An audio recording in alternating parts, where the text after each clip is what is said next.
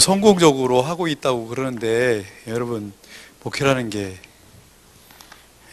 그렇게 성공적이 잘 못하고 있습니다. 그래서 저는 이게 오픈하는 게 처음에 이게 오픈할 때 굉장히 민망스럽더라고요. 이게 교회 안에서는 하는 게 그냥 우리 교인들이니까 하겠는데 어차피 제 말씀을 드려야 되고, 그런데 처음에 저쪽에 서울에서 제가 코칭을 배울 때 코칭을 가리키는 분이 합동측 목사님하고 통합측 목사님을 모아놓고 이걸 해달라고 그래서 가서 하는데 굉장히 떨리더라고요. 이거 어떻게 공개하지? 근데 의외의 반응이에요. 그래서 제가 물어봤어요. 뭘 가지고들 하시냐고 그랬더니 어떤 분은 CCC 간사로 10년 이상 하신 분, 내비게이터에서 또 그렇게 하신 분들, 여러분들이 계셨는데 그런 분들이 그런 걸로 하고 있다고 그러니까 더 겁나더라고요. 나는 그런 데서 훈련받은 적도 없는데 그 생각이 들었어요. 근데 놀랍게도 이걸 발표하고 나서 그분들이 먼저 찾아와서 어떻게 이런 걸 만들었냐고 좋아하셨어요. 그래가지고 이거 봐라. 그리고 이제 부산 가서 또 통합측 목사님들에게 한번 한 적이 있어요. 그게 한 15년 전쯤 된 것 같아요. 그래서 공개하기 시작됐고 우리 친구들한테 한번 해보려 그래가지고 한번 저기 호텔 잡아서 한번 하고, 그러다가 우리 총회 영성대회라고 몇천 명 모이는 자리에서 저보고 잠깐 와서 소개를 하라고 그래가지고 1시간인데 그때 가서 좀 소개를 하고 그래서 이제 여기 이걸 하게 됐어요. 근데 여전히 민망스럽고, 그래서 이번에도 임철 목사가 여기저기 다니면서 사고만 안 쳐놨으면 안 하고 싶었거든요. 근데 동영 가서 무안 가서 대구 가서 자꾸 이렇게 해놔가지고, 그래서 이번에 저는 그래요. 이게 뭐예요? 아닌데요. 고마워요. 이번에도 그런 생각이 들었거든요. 늘 하면 자신감이 붙어야 되는데 저는 여러분 설교할 때마다 그렇거든요. 매주 두렵고 떨리고. 그런데 이걸 또 목회자 세미나 할 때 마찬가지예요. 내가 이거 괜히 주접드는 거 아닌가 하는 생각, 그런 것들 있어가지고 안 하고 싶은 마음이 있어서 이번에도 여러분을 마지막으로 할까 하는 생각이 들고, 그래서 끝날 때쯤 여러분이 또 그냥 해도 괜찮겠습니다 그러면 한 번 더 하고 이렇게 해볼 생각입니다. 그러니까 한번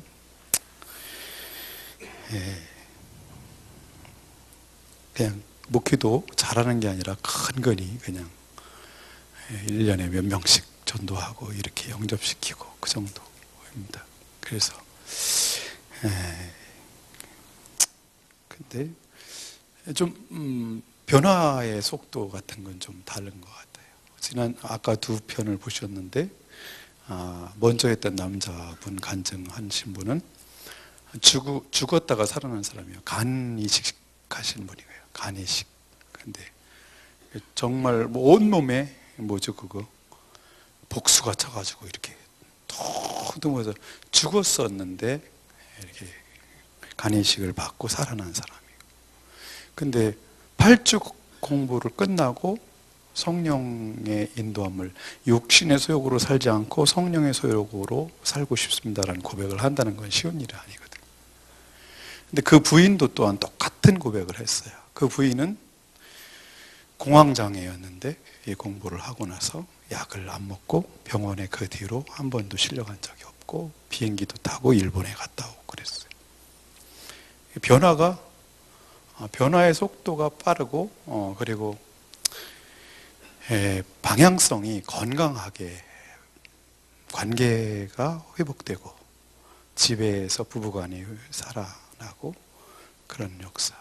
그래서 저 친구도 왜 간이 저렇게 망가졌냐면 어느 정도 사람이 막 날카로운 사람이냐면 애가 놀다가 애기가 이제 돌 좀 안 되네 놀다가 이렇게 넘어졌어. 여기서 머리를 꽝 쪘어요. 그 사건 하나를 보고 그냥 아니면 조심해야지 이러고 끝날 수도 있는데 그걸 가지고 화가 나가지고 애를 어떻게 가지고 저렇게 하냐고 그래요. 밤새 잠을 못 자는 그 정도로 신경이 과민한 그런 사람이었어요. 아까 간증한 먼저 남자가. 근데 그런 게 회복돼요. 여러분 이런 게 가능하다고 생각하세요? 그런 게 회복돼요. 어제 이제 부인한테 이제 간증을 들었어요. 우리 남편이 엄청나게 변하고 있다. 그런 얘기를 하고 있습니다. 근데 그런 일들이 요즘 우리 교회에서 일어나고 있고, 요즘은 제 딸하고 딸이 또 양육자로서 세워져서 양육을 하고 있고, 우리 아들도 지금 군대 갔다 와 24살 먹은 아들도 요즘 불신자를 양육하고 있어요. 그러니까 한 대여섯 명 하는데 마지막에 지금 불신자를 하고 있는데 기대가 되죠. 그리고 이제 우리 딸은 중국에서 온 아이들, 걔들을 한국어 성경 놓고 중국어 성경 놓고 그러면서 양육해서 영접시키고 그랬는데, 그런 아이들이 중국 애들이 한국에 와서 사역자로 사는 건 쉽지 않잖아요. 토요일 주일 예배에 잘 참석하고 저쪽 유성에서 하는데 여기까지 오고, 목장 모임하러 금요일 날 오고, 그리고 토요일 날 와서 교사 교육 모임하고 주일날 주일학교 교사로 섬겨요. 한족 아이인데 복음을 제대로 듣는 게 얼마나 중요한지 저는 이제 알죠. 그래서 저는 이런 생각이 들어요. 복음 하나면 충분하다. 복음 하나면 충분하다. 어떻게든지 교회에 상담이나 어떤 전문성 있는 것들이 들어오지 못하도록 막아야 된다. 그리고 복음으로 변화되는 걸 우리는 경험해야 되고 봐야 된다. 말씀 하나로 사람들이 변화되고 살아나는 걸 봐야 된다.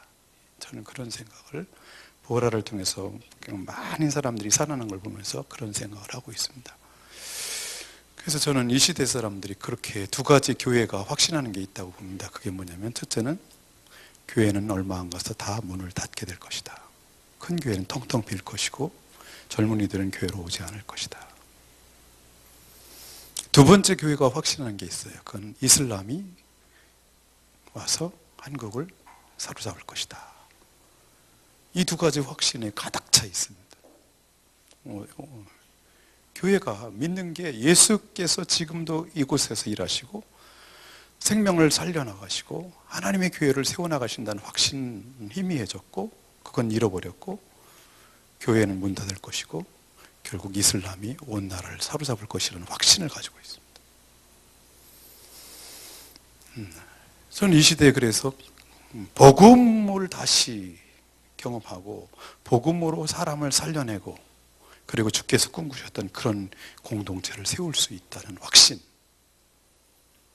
나를 만나기만 하면 어떤 사람이든 예수 그리스도께서 그 사람을 변화시키고 그 속에 성령이 임하고 하늘 사람으로 변할 수 있다는 확신. 이런 사역자들이 교회마다 우글우글 해야 된다고 생각합니다. 그래서 우리 교회는 요즘은 고등학생이 중학생을 양육하는 훈련도 시켜서 잘 해냈어요. 아까 두 번째 간증한 분이 지난주에 세례 받은 분이거든요. 59살 잡수신 분인데, 제가 그분이 갖고 있던 염주를 태웠고 버렸고, 그때 뒤에 있었던 중학생 둘이 있었는데 그 아이들은 고등학교 2학년 아이들이 양육을 시킨 거예요. 그게 가능할까 싶은데 가능하고, 근데 그것을 양육시키는 아이들, 고등학생들이 제가 이제 양육 간증을 올리거든요. 어떻게 양육했는데 어디에서 그런 얘기하는데, 아이들이 고등학교 2학년 아이들이 복음을 정확하게 이해하고 있다는 거예요. 보라 내용이 이게 쉬운 것 같으면서 쉽지 않거든요. 그런데도 양육을 하면서 아이들이 변화돼요. 우리 이 목사가 전략적으로 아이들을 말씀의 사람으로 키우는데 듣는 것보다는 양육을 시켜보는 게 더 나을 거라고 생각해서 그렇게 3명의 고등학생들이 했어요. 근데 한 애는 우리 교회에 와서 예수 믿은 지 4개월째 되는 애가 지금 양육을 하고 있어요. 중학생을. 우리는 오래 걸릴 거라고 생각해요. 시간이 사람은 오래돼야 변할 거라고 생각하는데 저는 그렇게 생각하지 않습니다. 정확한 복음을 정확하게 들으면, 그리고 성령께서 그 사람에게 임하고 말씀이 임하면 바로 변한다. 성숙하는 데는 시간이 걸리지만 그래도 변한다. 그런 데 대한 확신을 가지고 있습니다. 그래서 저는 그래요. 이 시대는 다시 복음으로만, 오직 복음으로만 다시 교회를 세워야 된다. 오직 말씀으로만, 예수 이름의 권세로만 교회를 세워나가야 된다. 그런 생각을 하고 있습니다. 전혀 생각지도 않고 준비되지도 않은 말인데 주절주절 떠들어서 죄송합니다. 자, 1절 들어가겠습니다. 태초에 하나님이. 저 물 좀 주세요. 저 위에서 보이차를 많이 마시고 왔더니 목이 좀 마르네. 1과 제목이 같이 읽어볼까요? 시작. 태초에 하나님이. 태초에 하나님이. 집에서 예습들 해오신 건가요? 네? 안 하셨죠? 네. 아까 대구에서 오신 목사님은 해오셨다 그랬어요? 와, 참, 빵도 사오시고 우리 박수 한번 치시다. 야. 아니 저렇게 착하면 목회를 잘할 것 같아요.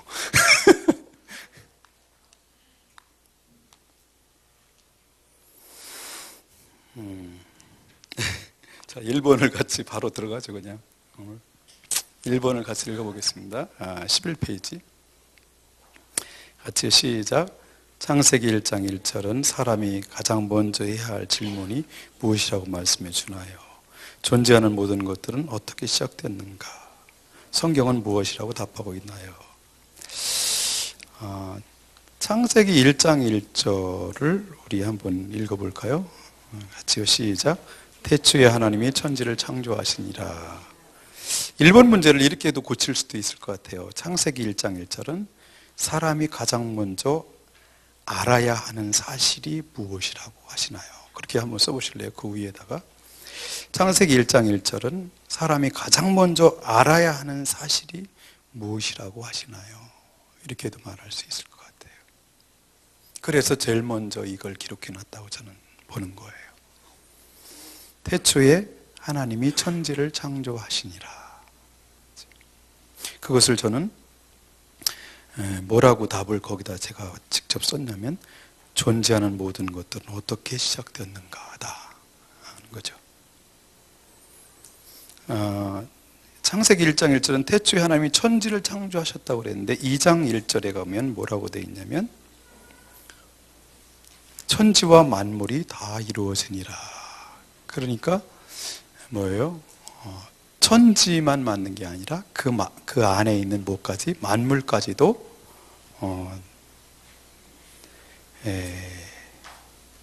하나님이 만드셨다. 그렇게 말씀하고 계시죠.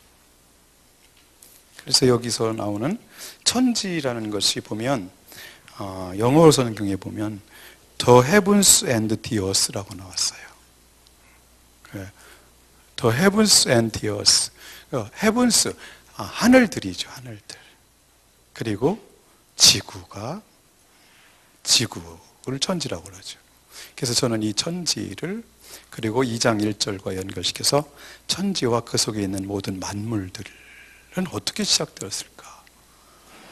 이게 사람이 제일 먼저 알아야 될 사실이라는 것이죠. 그런데 이것에 대해서 세상은 뭐라고 말하고 있냐면 우연의 산물이다 이렇게 말하고 있습니다. 우연의 산물이다. 우연히 거기 있었다라는 것이죠. 아까 두 번째 간증했던 그 시온 9살 먹은 그 자모님도 그러더라고요. 원래 거기 그냥 있는 줄 알았어요. 원래부터 거기에 그냥 있는 줄 알았어요. 그렇게 말하죠. 그렇잖아요. 우리는 그렇게 배웠고 그렇게 알고 있어요.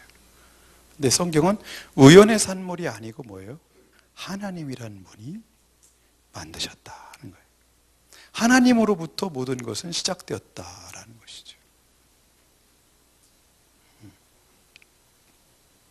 그래서 여기서 일과에서 가장 중요한 핵심이 바로 이것이죠.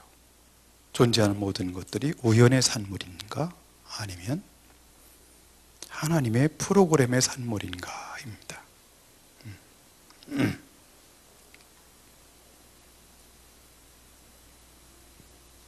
자, 2번으로 가겠습니다. 2번.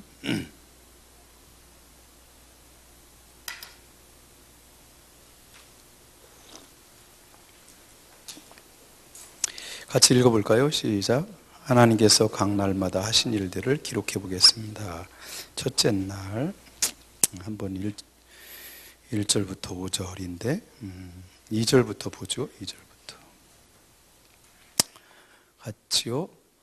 제가 2절 읽고 여러분이 3절 읽고 그렇게 하겠습니다. 땅이 혼돈하고 공허하며 흑암이 깊음 위에 있고 하나님의 영은 수면 위에 운행하시니라.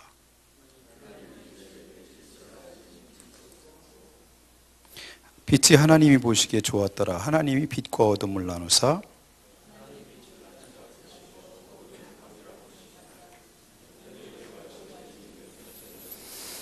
예, 1절에서 하나님이 하신 일을 뭐죠? 1절에서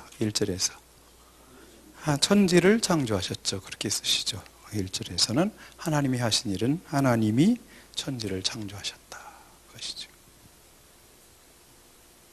그럼 2절에서 하나님이 하신 일은 뭐죠? 2절에서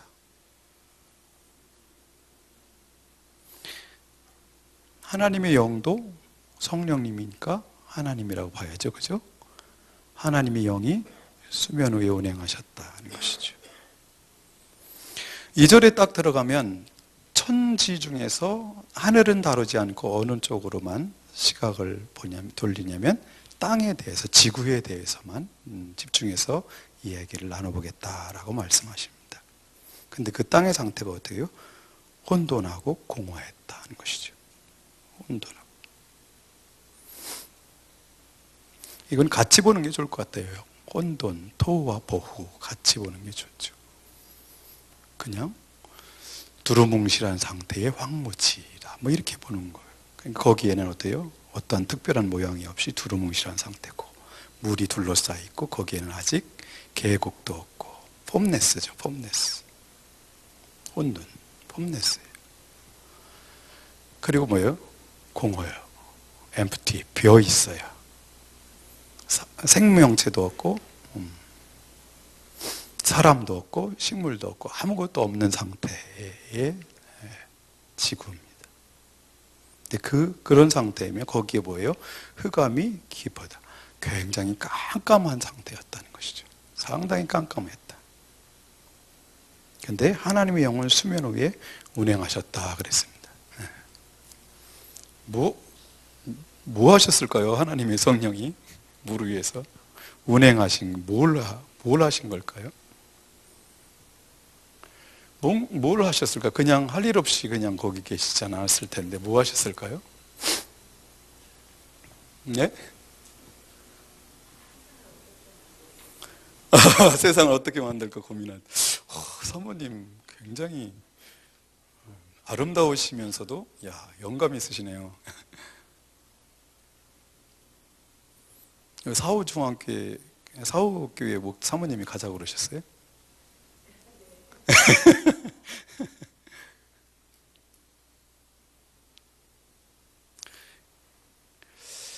저는 여기 운행하셨다는 말을 제가 번역하라면 이렇게 번역하고 싶어요. 하나님의 신이 수면 위에서 일하고 계셨다. 이렇게. 일하고 계셨다. 제가 번역을 한다면 그렇게 하고 싶어요. 하나님의 신이 물 위에서 일하고 계셨다. 그래서 이 라프라는 단어를 여러분이 찾아보시면 알겠지만 딱 2번 나오죠. 2번 나오는데 독수리가 둥지 위에서 새끼 독수리가 자랄 때까지 보호하고 지키고 이렇게 하는 것을 라프라는 단어를 써요. 날갯짓을 하면서. 근데 그것보다도 사전을 이렇게 쭉 찾아보면 어떤 의미가 있냐면 하나님이 거기서 창조를 위해서 무엇인가를 준비하고 일하고 계셨다라고도 말하고 있거든요. 저는 그래서 이 단어를 만나고 나서 굉장히 좋았어요. 와, 제가 이 단어에 관심을 안 가졌었거든요. 근데 어느 날 지금은 김천으로 이사간 어떤 자매하고 보라를 이걸 가리키고 있는데 그러더라고요. 목사님 이게 꼭 자궁 속에 양수 속에 아기가 있는 것 같아요. 그렇게 말하는 거예요. 에? 뭐라고? 지구를 둘러싸고 있는 물을 뭘로 봤냐면 뭐예요? 양수로 본 거예요. 그리고 그 양수 속, 그 물 속에 있는 지구를 뭘로 봐요? 아기로 보았어요. 그리고 그 바깥에서 이렇게 둘러싸고 있는 것이 하나님의 자궁, 하나님으로 본 거예요. 와, 깜짝 놀랐어요. 그래요? 그냥 거기서는 그냥 받아들이고 나서 그 뒤에 이제 와서 이 단어를 운행이라는 단어를 히브리어 원어로 찾아봤더니 어떤 의미인지를 보고 또 보고 하면서 제가 이제 결론을 이렇게 내서 하나님이 거기서 일하고 계셨다. 그렇게 봤어요.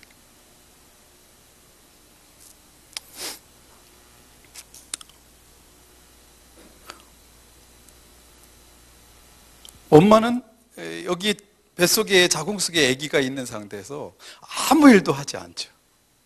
아무 일도 하지 않아요. 그냥 먹고 마시고 자고 운동하고 음악 듣고 일하고 그래요. 근데 여기서는 뭔가 이루어지고 있어요. 여기서 뭔가 일이 이루어지고 있죠. 그래서 어머니의 피가 공급되고 살이 공급되고 에너지가 공급되면서 생명체가 이렇게 자라고 있어요. 그 원리가 놀랍게도 생명이 탄생하는 곳마다 하나님께서 만드신 원리가 똑같아요. 저는 그래서 이 창세기 2장을 1장 2절을 읽을 때마다 느낌이 너무 안 좋았어요.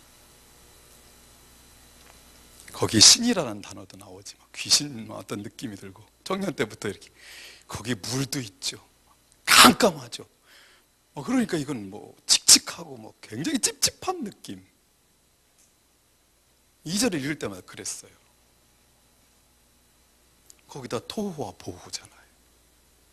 아무것도 없고 깜깜하고 폼레스하고 엠프티하고 이런 상태니까 느낌이 너무 안 좋았어요. 1장 2절을 읽을 때마다.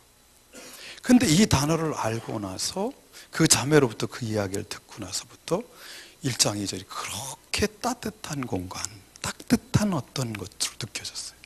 여러분, 엄마 뱃속이 거기 물이 있고 그죠? 깜깜하고 그러니까 음산하고 그런 어떤 칙칙한 공간인가요? 아니면 가장 사랑이 넘치는 따뜻한 공간인가요? 저는 어둠이라는 것에 대해서도 전에는 어둠은 악이라고 보고 이렇게만 이원론적으로만 생각했는데, 여러분 우리가 기도하고 싶을 때 하나님을 기쁘게 만나고 싶을 때 빛으로 나가나요? 어둠 속에 가나요? 두 개 다 하죠. 근데 조용하고 고요한 어둠에 하나님께 나아가는 경우가 많습니다. 그래서 다석 유영모라는 분은 여러분 이단으로도 말하기도 하고 그렇지만 하나님과 친밀하게 지냈던 굉장히 가까운 삶을 살길 원했던 그 사람은 호를 다석이라고 줬어요. 석자가 저녁석 깜깜함이죠. 다자도 마늘 따자 보면 석자가 두 개가 붙었어요. 그분이 그렇게 호를 지은 이유에 대해서 그렇게 얘기하더라고요. 나는 하나님하고만 깊이 머물고 싶어서, 하나님 앞에서 하나님과 같이 지내고 싶어서 이렇게 줬다. 그분은 어둠을 1장 2절에 있는 어둠은 영적인 어둠이 아니고 뭐죠? 물리적인 어둠이죠. 근데 물리적인 어둠이라고 할지라도 거기 물이 있고 막 이런 신이라는 단어가 나오고 그러니까 그런 느낌이었는데 그 이후에는 1장 2절이 너무 따뜻하고 하나님의 사랑으로 가득한, 하나님의 빛으로 가득한 것 같은 그런 사랑이 넘치는 공간, 그런 어떤 곳으로 바뀌었어요.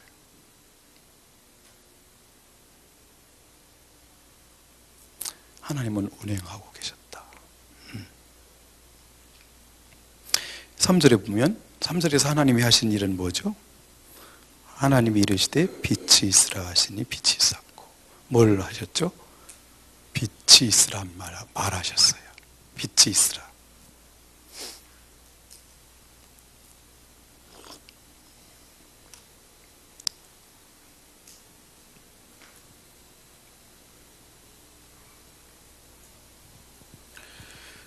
근데 전 어렸을 때부터 이 설교를 들을 때마다 빛이 있으라, 말씀으로 창조하신 하나님의 능력에 대해서 이렇게 들으면서 와, 하나님 대단하시다 대단하시다 이렇게만 생각했는데, 나이 먹으면서 이게 생각이 좀, 어떻게 빛이 있으라, 그럼 빛이 있었지?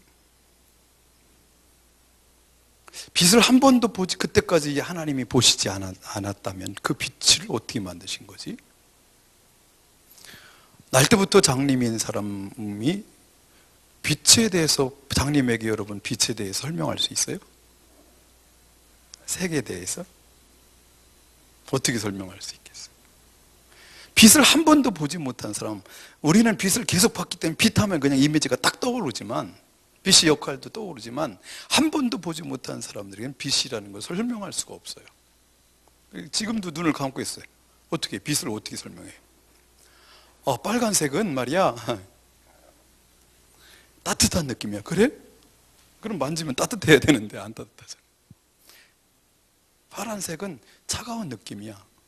설명이 안 되죠. 하나님께서도 빛을 만든다면 어떻게 해요? 머릿속에 어떻게 해요? 빛이라는 것에 대한 것이 여기에 있지 않으면 빛을 만들어낼 수 없습니다. 이걸 만드신, 컵을 만드신 분도 마찬가지죠. 이걸 만들기 전에 뭐예요? 마음속에, 머릿속에 이 컵에 대한 이미지와 모든 기능과 모든 것에 대해서 다 들어있어요. 그렇지 않으면 이걸 만들 수 없어요. 빛이 있으라 명령하시는 것에 대해서 그냥 하나님께서 말씀으로 만드셨다고 그러고, 하나님이 능력이 있으시니까 그럴 수도 있겠지만 저는 그렇게 보지 않아요. 2절에서 수면에서 운행하고 일하고 계시면서 프로그램하고 계신 거라고 저는 생각해요. 만들고 계셨다는 거죠. 과학자처럼 일하고 계셨고 열심히 연구하고 계신 거죠.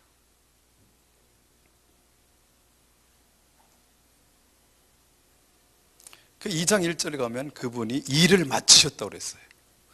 도대체 빛이 있으라 그러고 가만히 놀다가 그냥 툭툭 던진 것처럼 그럼 무슨 일을 하신 거예요, 하나님이? 하나님은 지금도 일하고 계십니다. 열심히 일하고 계세요. 그때도 일하고 계셨어요. 그러면서 빛에 대해서 프로그램 하시고 연구하시고 그러면서 어떻게 해요? 다 만들어 놓으신 다음에 빛이 있으라는 것은 엔터키를 탁 누른 일이라고 저는 생각합니다. 그러니까 쫙 펼쳐지는 거죠. 그래서 저는 그래서 창세기 1장 2절에 있는 이 운행하셨다는 단어가 굉장히 중요하다는 보는 거예요.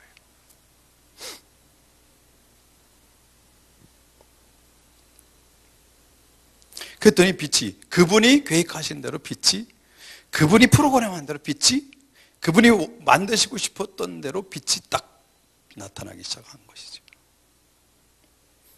그리고 4절 보면 4절에서 하나님이 하신 일은 뭐죠? 네, 빛이 하나님이 보시기에 좋았더라. 하나님은 어떻게 해요? 감정이 있으시고 느끼시고 그리고 좋아하셨다. 보시기에 좋았다라는 말은 우리들이 어떤 의미로 쓰는지 우리는 다 알고 있죠, 그죠? 히브리 어떤 개념으로 그분이 원하시는 대로 되었다라는 게 의미죠. 그리고 하나님이 빛과 어둠을 어떻게 해요?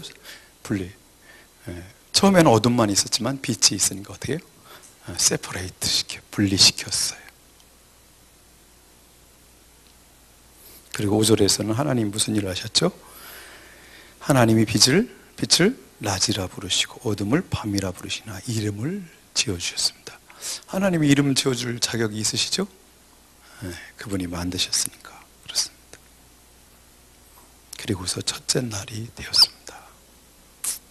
첫째 날 하신 일이 어마어마하죠. 그죠? 첫째 날 하신 일이 어마어마합니다.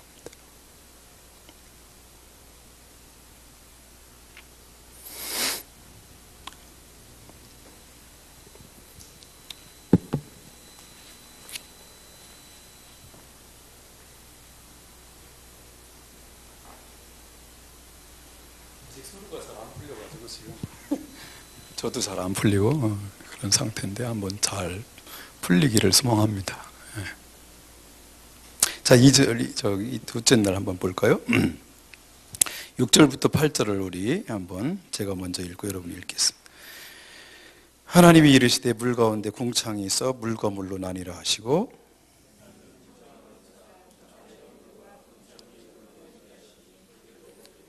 같이요. 하나님 궁창을 하늘이라 부르시니 저녁이 되고 아침이 되니 이는 둘째 날이니라. 둘째 날 하신 일이 뭐죠? 6절 보면 물 가운데 궁창이 있어 물과 물로 나뉘라 하시고 그랬어요. 그죠? 네.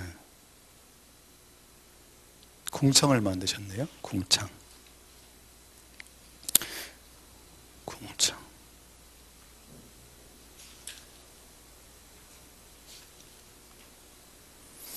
어떤 그림이 보이세요?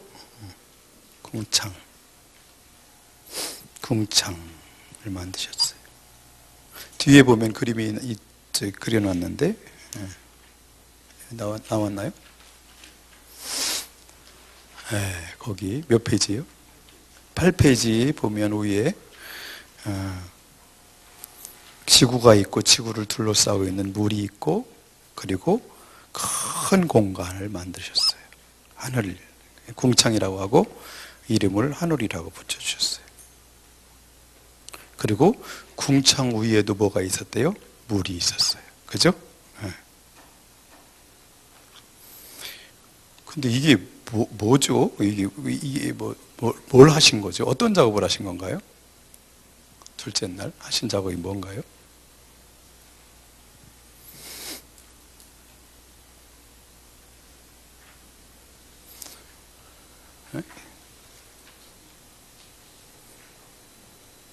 무슨 작업을 하신 거죠?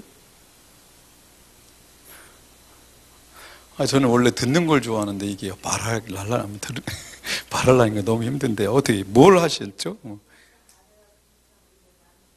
예, 그러셨네요. 맞네요. 그렇죠.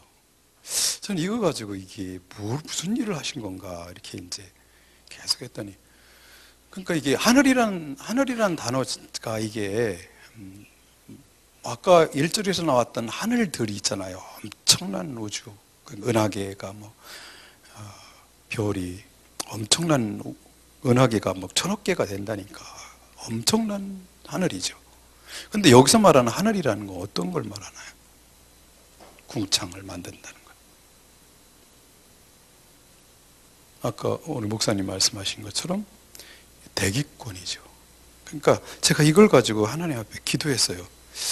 저는 게을러서 책 펴는 건 힘들고 그냥 기도를 할 때가 있어요. 하나님 뭐 하신 거예요 도대체? 이해하기 좀 쉽게 좀 말씀해 주세요. 그때 첫 번째 깨닫게 해준 건 그거 지붕이야 지붕 그러시더라고요. 그 막 웃음이 막 나왔어요. 지붕이에요? 지붕? 지구가 우주 속에 이게 덩그러니 있잖아요. 그 지구가 어디부터가 지구인지 이게 어떻게 알죠? 근데 지구가 여기부터야. 여기가 지구야. 여기부터가 지구야. 라고 선을 딱 그어주셨어요. 그리고 거기에 사람이 살 수 있는 어떻게 대기권을 공기를 거기다 딱 마련해 놓으셨어요.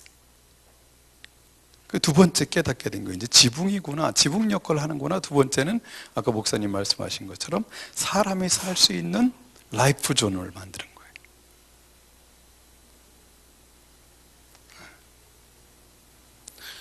와, 엄청나죠. 이게 대기권이 몇 킬로쯤 된대요? 지구에서? 한 1000킬로쯤 된다고. 1000킬로씩 쭉 올라가는데 일단 공기의 흐름이 있는 대륙권이 있죠. 그리고 그렇게 쭉쭉 있는데 여러분 이 공기가 없으면 사람도 생명체도 아무것도 살 수 없죠. 여기 아무것도 생명체가 살 수 없습니다. 그래서 살 수 있는 공간을 만들어가는 작업을 여기서 하신 거예요.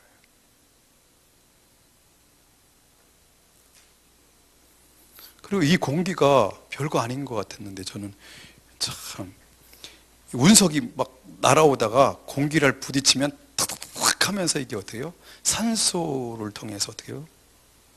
다 타버리면서 지구에 와서 부딪힌 운석은 별로 없는 거예요.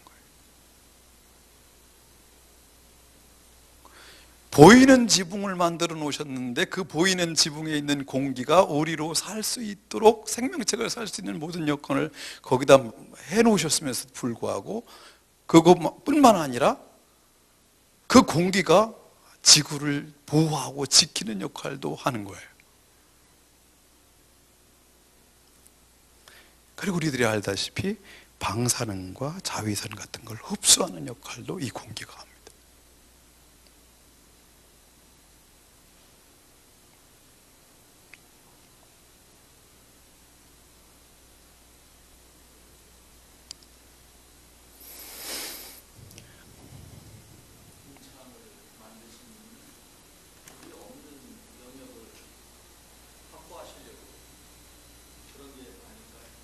네, 뭘요?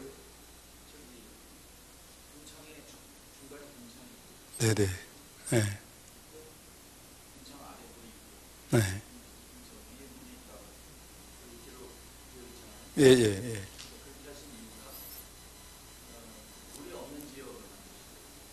예. 물이 없는 지역. 예.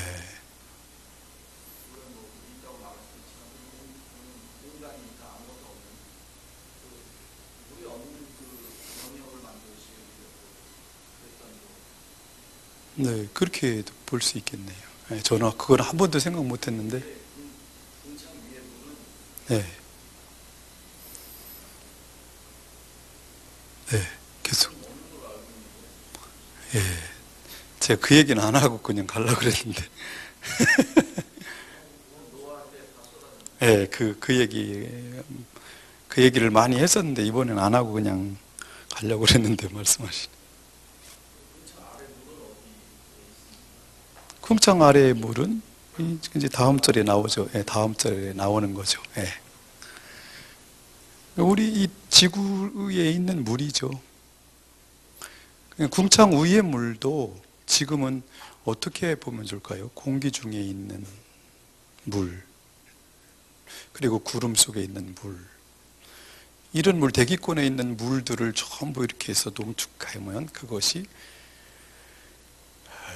지금의 바다보다 더 많은 양의 물이라고 그러더라고요. 이 궁창 위의 물이 어떻게 됐죠? 궁창 위의 물이 홍수 때에 지붕이 열리면서 다 쏟아져 내렸다라고 창세기는 말하고 있죠. 그것 때문에, 그 조건 때문에 이제 창조과학자들 얘기를 제가 안 하려고 이제 이 얘기를 안 하려고 그랬는데, 창조과학자들은 어떻게 얘기하고 있나요? 그 물증이 하나 더 있으므로 그때 900살이 넘게 사람들이 살 수 있는 어떤 여건이었다. 그리고 그 환경 속에서 살고 있었던 어떤 잠자리 같은 화석 같은 거, 여기 뒤에 이제 거기 화석 그려놨지만 이 90cm나 되는 잠자리가 날아다니는 그런 환경이었다. 여기 창조과학관 대전에 가면 고사리 화석이 이렇게 커요. 엄청납니다. 그런 것들이 살 수 있는 환경 속에서 어떻게요? 맘모스나 이런 어떤 거대한 동물들이 살 수 있는 환경이었다는 것이죠. 그래서 노아가 600세에, 그리고 뭐 무두셀라가 969세까지 살았고, 뭐 이런 어떤 이야기들에 여러 가지 고민이 많이 될 수 있는데, 그것이 창조과학자들은 그렇게 풀어내는 것이죠. 그때 당시 물증이 있었기 때문에 그렇게 장수할 수 있는 여러 가지 환경이 되었었다라고 말하고 있습니다.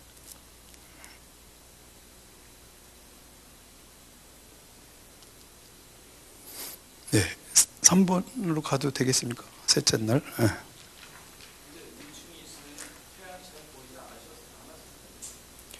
아, 태양이요? 그러니까 이제 물이라는 것이 어떤 상태로 존재했을까 하는 것이죠. 그렇죠. 우리들이 지금 바다의 물을 보는 것처럼 강물을 보는 거, 그런 상태의 물이었을까? 아니면 미스트의 상태의 물이었을까 하는 것이죠. 과학자들은 그때 당시 물은 미스트의 상태로 있었다는 것이에요. 그래서 어떻게 해요?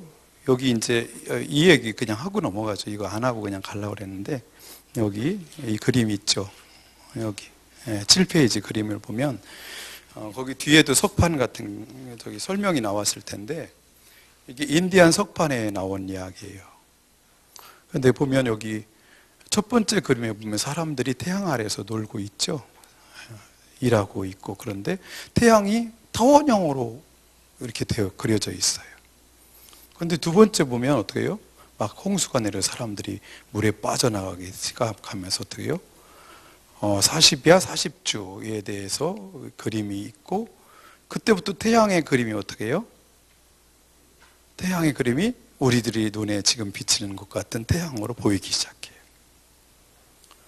그래서 이 문제에 대해서 어떻게 해요? 물충이 있을 때는 굴절되었기 때문에 타원형으로 보였지만, 물충이 없어진 뒤에는 이게 지금 우리의 눈에 비치는 것처럼 보였다라는 것이죠. 이런 얘기들이 있습니다. 네네. 거기 뒤에 설명이 있나요? 네, 뒤에 설명이 있어요. 없어요? 안 만들었네. 이번에는 앞에 있네요. 앞쪽에.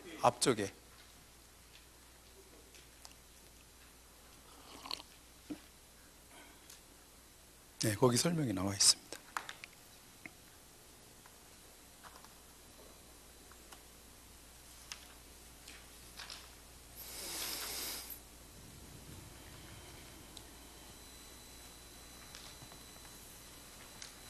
목사님 넘어가도 되겠습니까?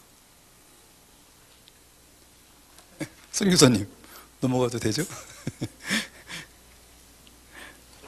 제가 늘 강의를 했던 내용인데 이번에 안 하고 가려고 그랬는데 선교사님 때문에 또 터치를 하게 되네요. 자, 9절부터 13절 한번 보겠습니다. 제가 먼저 읽겠습니다. 하나님이 이르시되 천하의 물이 한 곳으로 모이고 묻이 드러나라 하시니 그대로 되니라.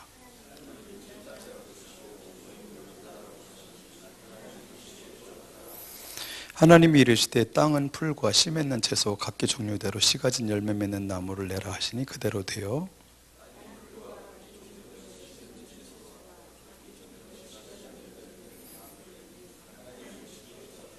같이요 저녁이 되고 아침이 되니 이는 셋째 날이니라 그랬습니다. 셋째 날 하신 일은 뭐죠? 9절에 보면 하나님이 뭐 어떻게 하셨죠? 천하의 물을 한 곳으로 모으시는 작업을 하시네요. 궁창 아래의 물을 한 곳으로 모으시는 작업을 합니다. 그래서 뭘 드러내시죠? 뭇을 드러내십니다. 지금까지 뭇이 그러니까 안 보였다는 거죠. 그죠? 뭇이 안 보였었어요.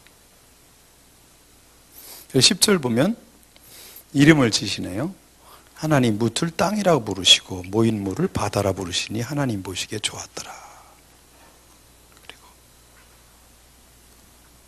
그러면서 이제 한 작업이 두 번째 하신 작업이 뭐죠?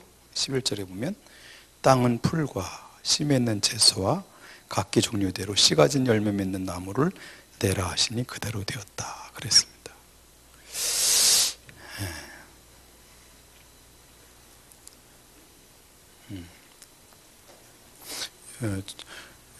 근데 이 풀을 만드시고 그죠? 씨 맺는 채소 그리고 씨 가진 열매 맺는 나무를 만드시는데 그랬더니 12절 풀은 풀로 그리고 각기 종류대로 씨 맺는 채소는 채소로 처음부터 각기 종류대로 씨 가진 열매 맺는 나무는 나무로 만드셨다고 말씀하세요. 그러니까 풀은 원래부터 풀이었고 채소는 채소였고 어떻게 해요? 과일나무는 과일나무로 만드셨다라고 말하고 계십니다. 나무는 나무로 만드셨다고 하고 계십니다. 근데 이것에 대해서도 저는 이제 이 얘기 할 때마다 이제 예를 드는 게 코스모스예요. 코스모스. 여러분 코스모스 좋아하시나요? 코스모스 씨를 보면 이렇게 꼭 손톱 잘라놓은 것 같이 생겼어요. 하나 보면. 옛날에 어렸을 때 제가 그것을 입으로 씹어 먹기도 하고 그랬었어요. 그러면 고소합니다. 근데 여러분 코스모스 씨를 보면서 코스모스 나무와 코스모스 꽃을 상상이 되시나요? 근데 그 코스모스 시에는 놀라운 게 있어요. 그 작은 시 속에 코스모스에 대한 모든 프로그램이 다 있어요. 뿌리는 어떻게 생길 것이며 구조는 어떻게 될 것이고, 뿌리는 어떻게 해서 물을 빨아들일 것이며, 줄기는 어떻게 생길 것이며, 줄기의 역할은 어떻게 하고, 그 영양분을 어떻게 빨아 올릴 것이며, 구조는 어떻게 될 것이며, 이파리는 어떤 구조를 가질 것이며, 그리고 이파리는 어떻게 갈라질 것이며, 모양은 어떻게 될 것이며, 꽃은 어떻게 될 것이며, 꽃이파리는 몇 개 될 것인지, 색깔은 어떻게 될 것인지, 그 시 속에 프로그램이 다 되어 있어요.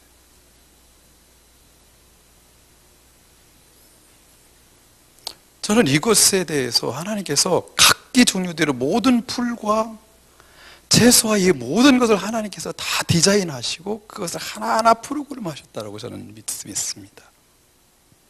그렇게 그 작업을 하시는 거죠. 그것을 저는 그 2절에 있는 하나님이 운행하셨다는 거기에서 그 일을 하셨다고 저는 봅니다. 그리고 나서 어떻게 해요? 엔터키를 누르시는 거죠. 내라. 그러니까 그렇게 고민하며 그 수많은 어떤 종류의 것들을 전부 내게 하셨습니다. 그것이 이제 땅 위에 쭉 이렇게 펼쳐지기 시작합니다.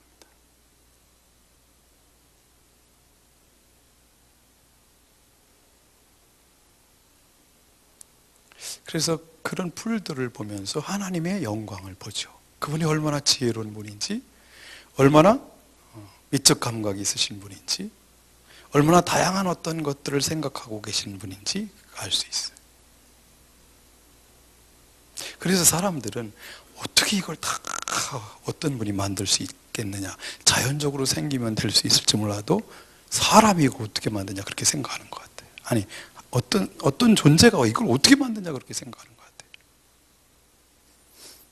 하나님은 창조주세요. 그분이 고민하고 연구하셔서 모든 각기 종류대로 다른 모든 것들을 전부 프로그램하십니다.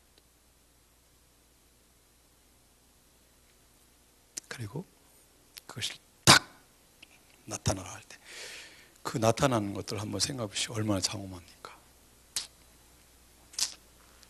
저는 옛날에 하나님 앞에 이렇게 기도했어요.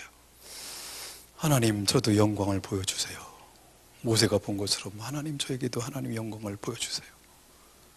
보여주세요. 얼마나 부르짖었는지 몰라요. 가슴을 막 찢으면서. 근데 저는 요즘은 그냥 길을 걸으면서 하나님의 영광을 봅니다. 하나님이 주신 과일을 먹으면서 하나님의 지혜와 능력과 권세와 영광을 봅니다. 그분이 만드신 작품들을 보면서 그분의 영광을 봅니다. 주일날도 제가 하나님이 여기 임재하신가 아닌가 이런 어떨 때가 있어요. 마음이 그럴 때가 있어요. 그러면 저는 이쪽 창을 바라면서 하나님이 빛으로 오시는, 영광 중에 쭉 오시는 그분을 만납니다.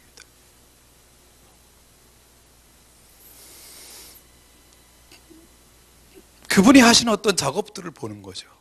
그분의 작품을 보면서 바울 사도가 그래서 뭐라고 하죠? 그분이 만드신 만물을 보면 그분의 신성과 능력을 알게 되나니.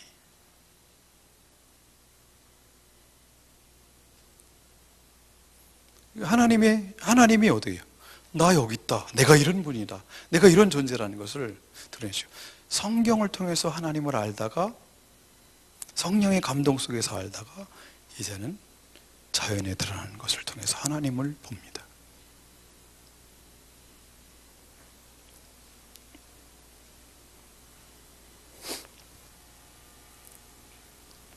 근데 각기 종류대로 전부 그렇게, 모든 것들을 전부 그렇게 프로그램 하셨어요. 우리 아들이 지난주에 군대를 갔는데 딱 일주일 됐는데 막내가 군대를 갔어요. 첫째는 이제 갔다가 왔고, 근데 그놈하고 나하고 다니면 똑같다고 그래요. 근데요, 저는 제 정약은 봤지만 제 정자를 본 적이 없어요. 어떻게 생겼는지. 별로 안 큰 것 같아요. 한 번도 못 봤어요. 보이지도 않는 그 정자 속에 DNA 구조가, 프로그램의 구조가, 거기에 프로그래밍이 다 들어있어요. 우리 아들들이 어렸을 때는 이게 직모였더니 크면서 전부 저처럼 곱슬로 바뀌고 있어요. 코의 구조, 귀의 구조, 이런 것들이, 우리 딸이 딱 낳았을 때 간호사가 딱 데리고 나오는데 보니까 제가 그거 보고 막 웃었어요. 딴 건 모르겠어요. 막 시뻘거니까. 근데 귀가 저하고 똑같더라고. 그래서 야, 이거 희한하다 그러고 막 웃었더니 간호사가, 이 아저씨 뭐 하는 거야? 그래요. 놀랍게 그 자그만 정자 속에 하나님의 프로그램을 하셔서 다 넣으셨어요.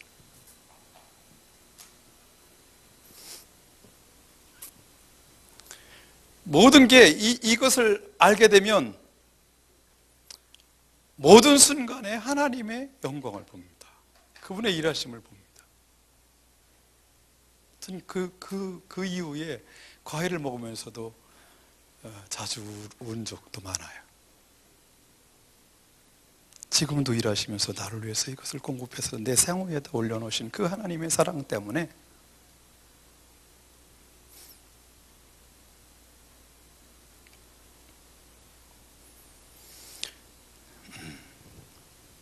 저는 우리 학생들한테 이걸 공부할 때는 이런 얘기를 합니다. 야, 너는 핸드폰 어디서 샀냐 이거? 이거 어디서 샀어요? 그럼 아직도 핸드폰을 사냐? 난 산에서 캐오는데. 그래요. 에이, 아니야, 진짜야, 난 캐와. 이게 있잖아, 이게 땅속에 있는 유리와 이 쇠의 성분도 이런 게 있잖아. 오래 몇백억 년을 지나면 이게 저절로 이렇게 되면서 이 핸드폰이 만들어져. 너 그거 모르냐? 그거 가서 주스면 돼, 캐오면 돼. 말도 안 되는 소리 하지 말라고 그러죠. 한번 우리 생각해 보자고요.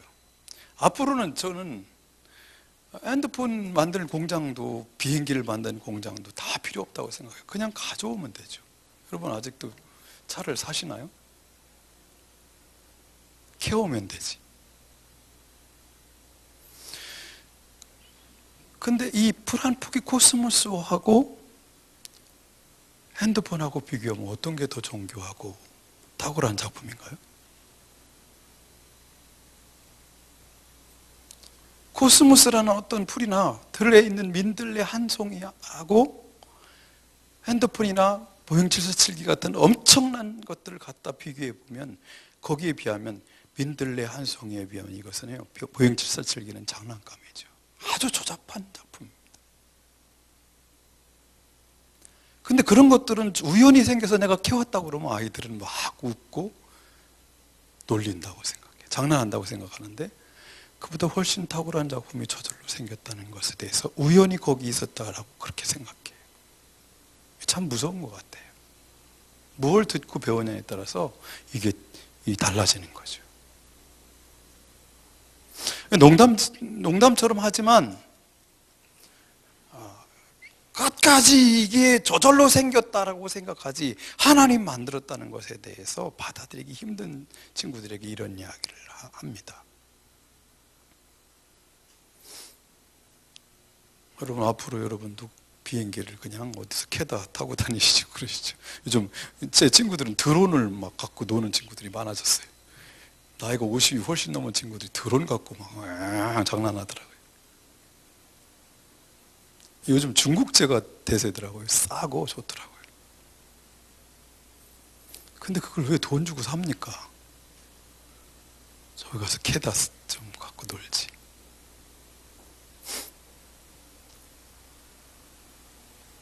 자, 넷째 날로 가봅시다. 넷째 날. 14절에서 19절이요. 제가 먼저 읽겠습니다. 하나님이 이르시되 하늘의 궁창에 광명체들이 있어 낮과 밤을 나누게 하고 그것들로 징조와 계절과 날과 해를 이루게 하라.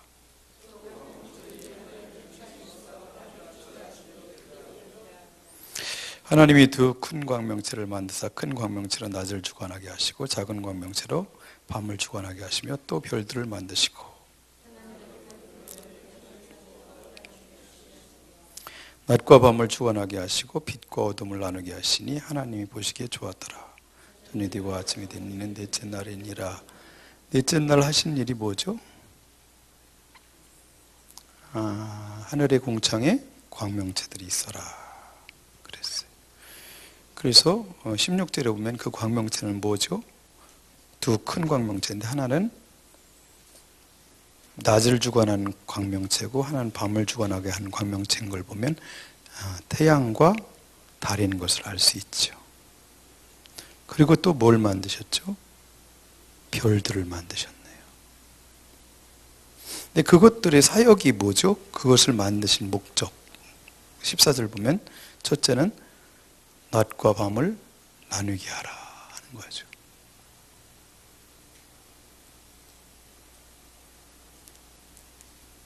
두 번째는 계절 만드는 계절, 징조가 있게 하고 계절, 그리고 날 24시간과 어떻게 해요? 1년 해를 나타내는 표가 되는 역할을 하죠. 그래서 큰 광명체가 낫을 다스리게 한다고 그랬는데 낫을 다스린다는 그 사명이 역할이 어떤 거죠? 큰 태양이 하는 역할이 뭐죠?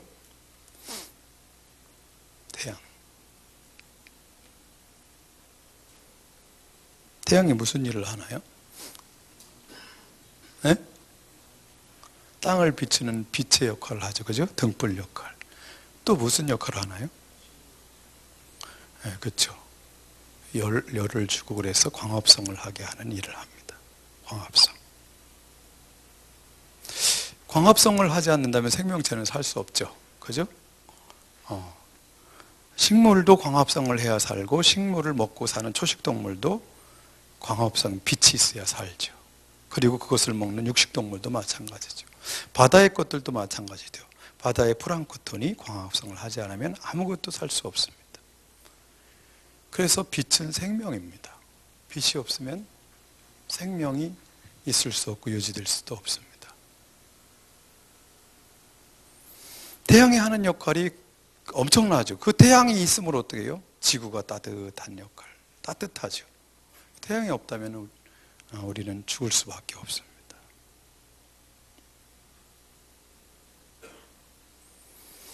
그래서 사람들은 태양신을 그렇게 믿는가 봐요. 태양신을.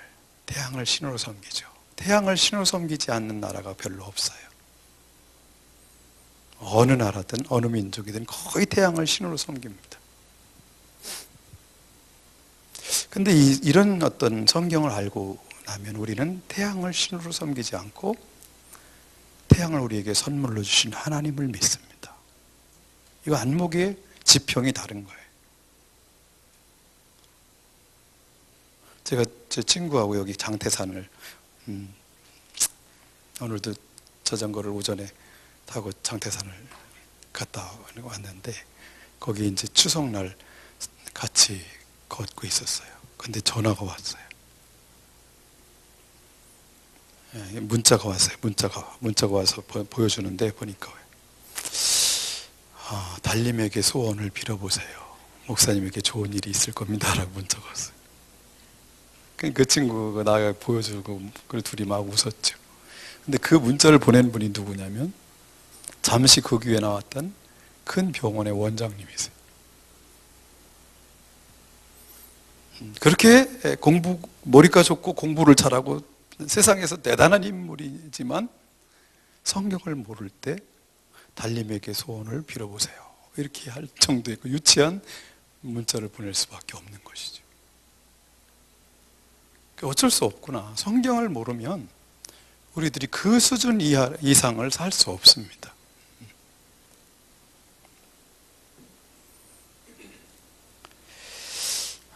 그렇게 되죠. 예. 자, 다섯째 날 하나님이 하신 일 볼까요? 20절에 23절.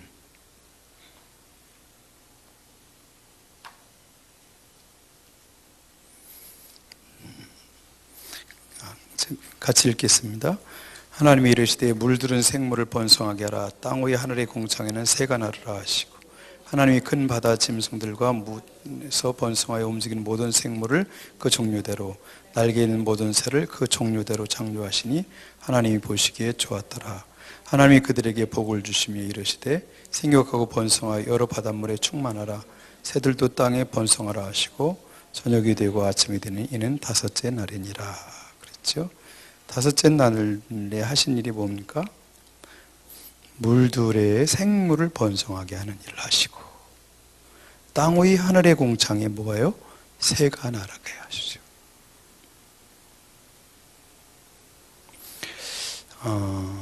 넷째 날 하셨을 때 별들과 태양을 놓은 데는 어디예요? 궁창이라고 나왔어요.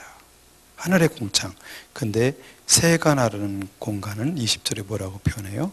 땅의 하늘의 공창이라고 표현하고 있어요.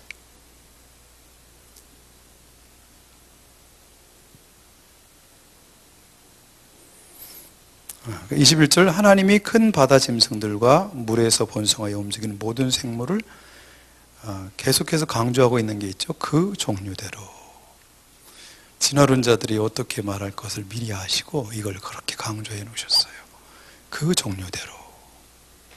날개 있는 모든 새를 그 종류대로 창조하시니 하나님이 보시기에 좋았더라. 앞에 식물들을 만들 때도 마찬가지죠. 다 어떻게 해요? 그 종류대로, 그 종류대로 그걸 강조하십니다.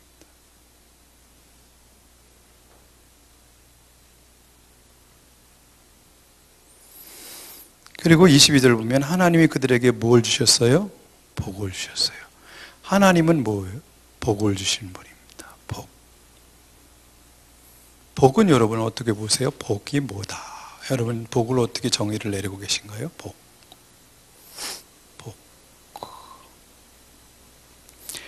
복은 하나님께서 주신 상태가 유지되도록 계속해서 하나님으로부터 에너지가 공급되는 것을 복이라고 저는 봅니다.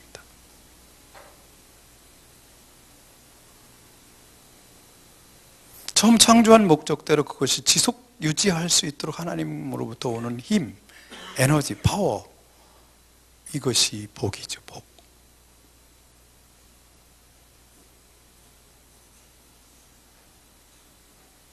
생육하고 번성하여 여러 바닷물에 충만하라. 새들도 땅에 번성하라 하셨습니다. 이것도 또한 저는 1장 2절에 나온 어떻게 해요?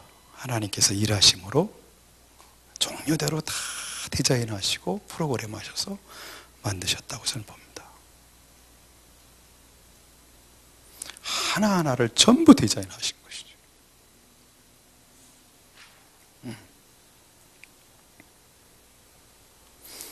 자, 여섯째 날로 갈까요?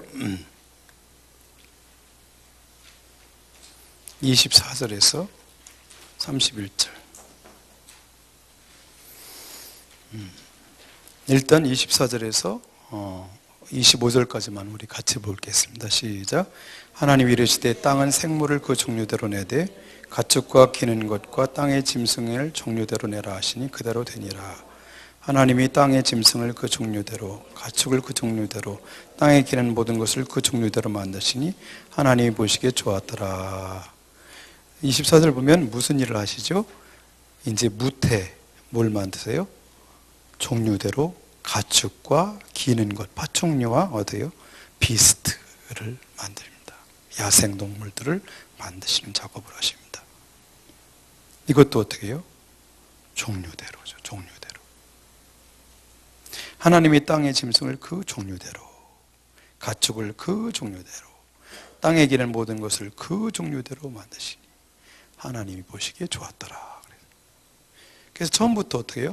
가축은 가축으로, 파충류는 파충류로, 야생 짐승은 야생 짐승으로 만드셨다고 말씀하고 계십니다.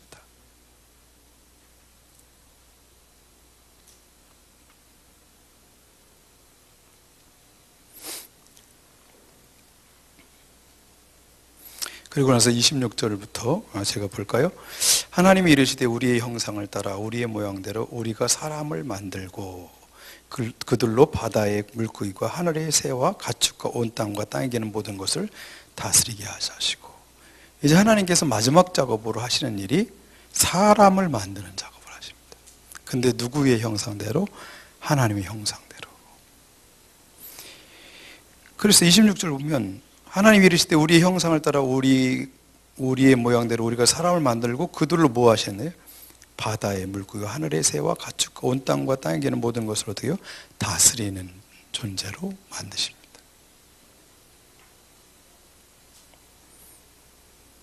그래서 27절 보면 하나님이 자기 형상 곧 하나님의 형상대로 사람을 창조하시되 남자와 여자를 창조하셨습니다. 사람을 만들 때 어떻게 만드셨어요? 남자도 만드시고 여자도 만드셨어요. 암수 한 몸이 아니라 둘로 나눠서 남자는 남자로 여자는 여자로 만드셨어요. 28절 하나님이 그들에게 복을 주시며, 또 복 주시죠. 복을 주시며 하나님이 그들에게 이르시되 생육하고 번성하여 땅에 충만하라.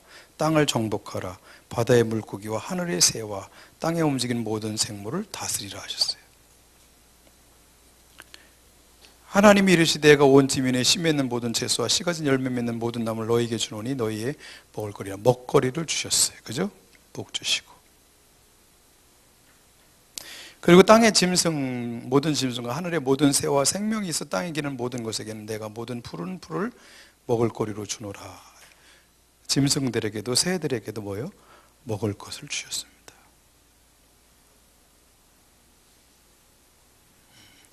사람에 대해서는 이따 오후에 저녁에 집중적으로 합니다. 자, 31절을 같이 보겠습니다. 하나님이 지으신 모든 것을 보시니 보시기에 심히 좋았더라. 저녁이 되고 아침이 되는 연습장이라. 하나님께서 계획하신 대로 모든 것이 다 되셨어요. 그래서 좋으셨다고 그랬습니다.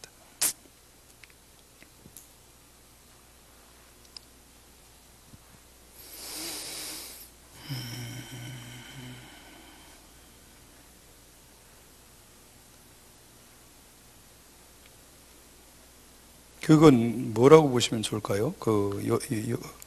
여섯째 날 밑에 거기 문제 하나 있는데 같이 읽어볼까요?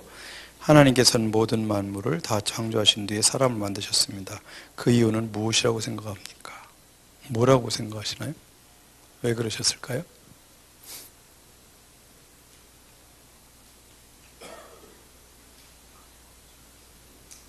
네?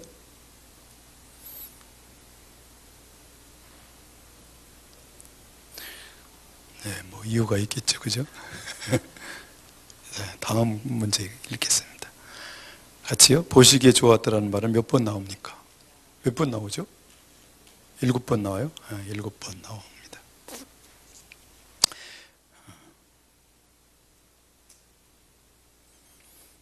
그 문제, 밑에 문제를 같이 볼까요? 그 의미는 무엇일까요? 하루하루 하나님께서 풀고 내오신 것들이 뜻하신 대로 펼쳐질 때 하나님의 심정은 어떠셨을까요? 어떠셨을까요? 그 의미는 뭐죠? 보시기에 좋았다라는 것은 아까 말씀드린 것처럼 그분이 의도하신 대로 됐다, 그거죠. 만들기 전에 생각하신 대로 다 됐다. 그리고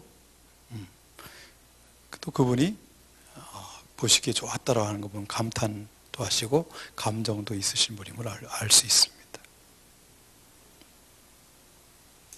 하나님의 심정은 어떠셨을 것 같아요? 하나님의 심정이.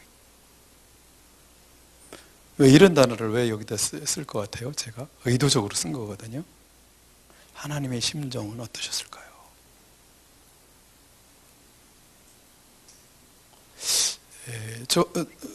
공부하는 이 불신자가 하나님에 대해서 마음이 있을까?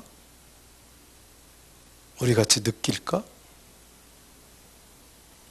이런 생각을 하게 된단 말이에요. 그래서 이 단어 하나 쓴 게 그냥 쓴 게 아니라 의도를 가지고 쓴 거예요.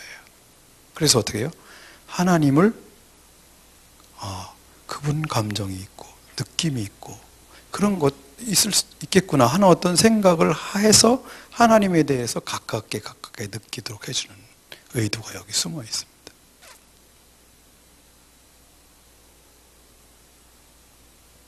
어땠을 것 같아요? 하나님 심정이 어떠셨을 것 같아요? 아까 소그룹에서 나오면 잘하신 것 같은데 여기서는 안 하시네요. 어떠셨을까요? 행복하셨을 것 같아요. 또 다른 분은요?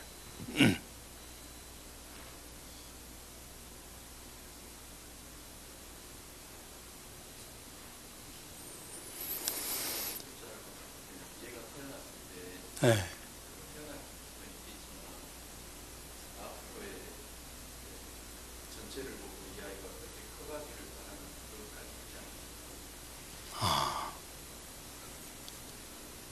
커갈 거에 대한 어떤 기대감이 뭐라고 하시나요?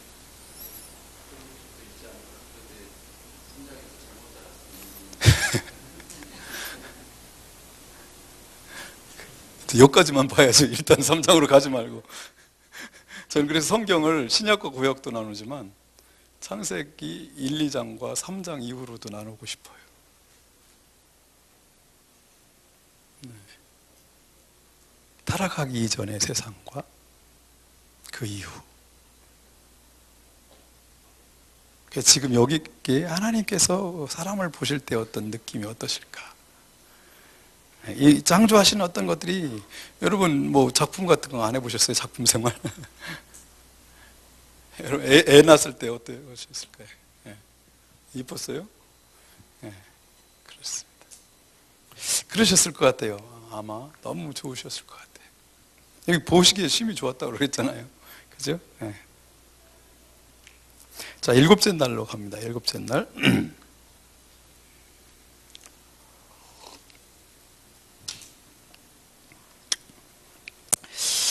예, 일곱째 날도 있어요. 1절부터 3절 같이 읽어볼까요? 천지와 만물이 다 이루어지니라. 하나님이 그가 하시던 일을 일곱째 날에 마치시니 그가 하시던 모든 일을 그치고 급산에 안식하시니라. 하나님이 그 일곱째 날을 복되게 하사 거룩하게 하셨으니 이는 하나님이 그 창조하시며 만드시던 모든 일을 마치시고 그날에 안식하셨음이니라. 그랬어요. 천지와 만물은 어떻게요? 다 이루어졌죠. 그죠? 2절에 보면 뭐예요? 하나님이 하신 일이 뭐예요? 하시던 일을 마쳤다. To complete, 완성하셨죠. 그래서 더 이상 손대지 않고 스톱 하셨죠. 그쳤죠.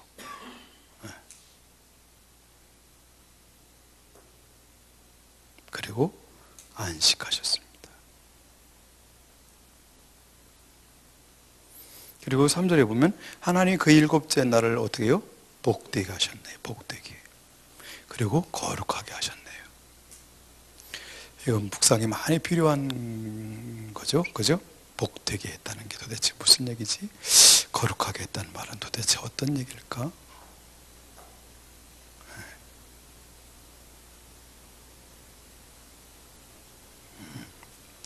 자, 밑에 문제를 같이 읽어볼까요? 13페이지.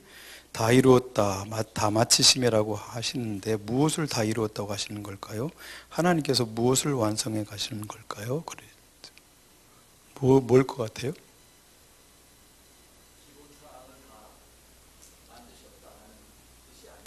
기본 사항이요? 네.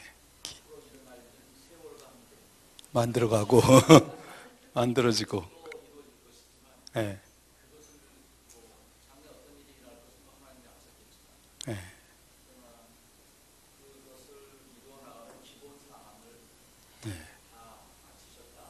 네.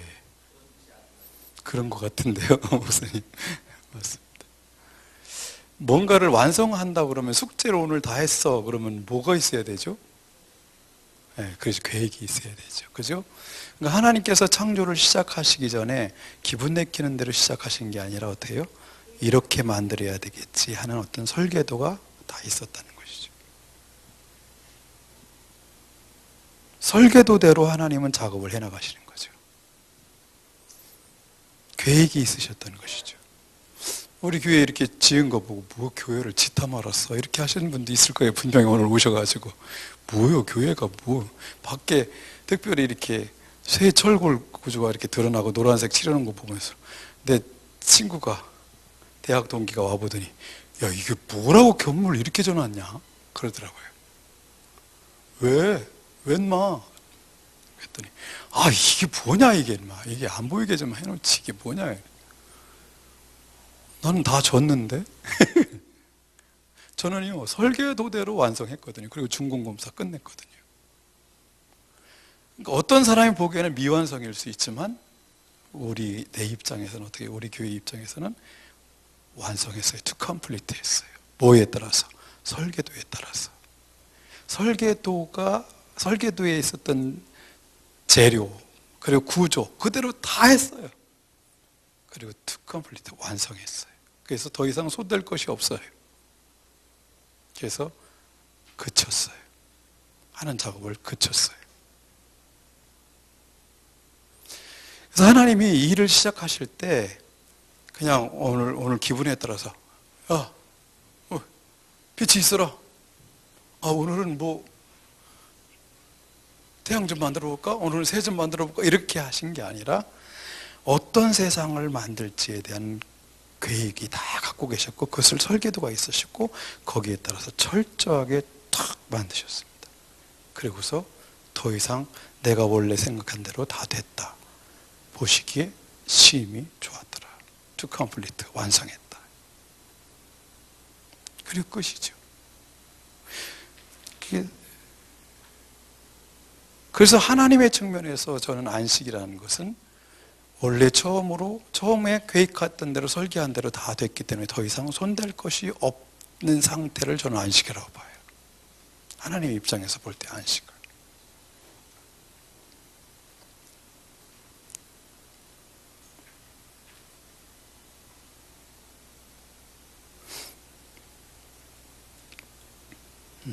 넘겨서 보시면 14페이지에도 또 있어요.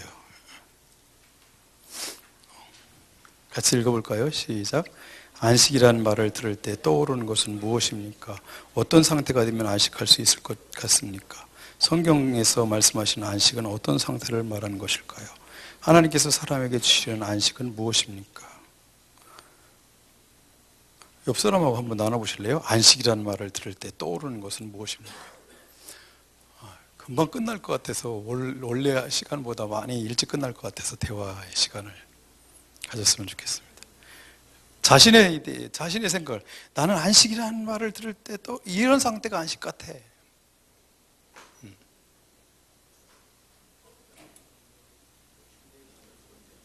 어떤 상태가 되면 안식을 할 수 있을 것 같아요?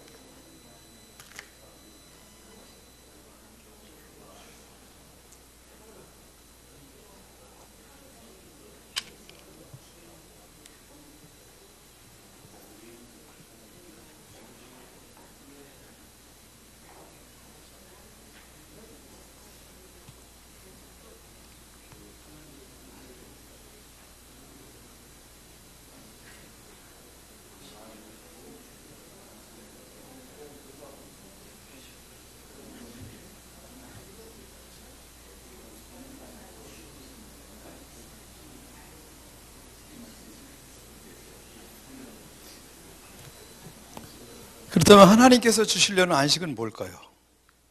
하나님께서 주시려는 안식, 우리에게 주시고 싶은 안식은 뭘까요?